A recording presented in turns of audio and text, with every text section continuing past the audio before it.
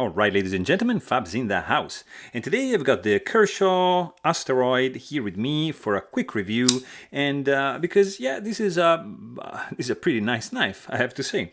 Overall length is 7.25 inches. Handle size is 4.1.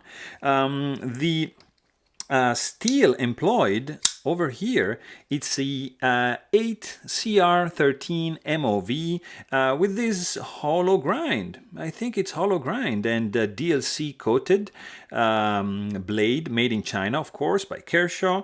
The handles are made out of GFN, which is glass fiber mixed with nylon.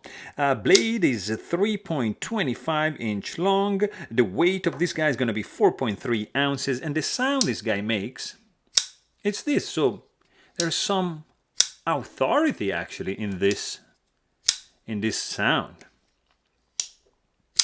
Yeah, it whips out nicely because it's an assisted one. In fact, you see, there's a spring on the inside, which is internal to the scale, hinged into the tang of the blade. So then when you release it, boom, just flies open. So nice, good action. Of course, you have to reload the spring as you close it, but it's overall a decent one. But hey, if you want to know more, please check out my full-length review. And thanks for watching, and stay tuned.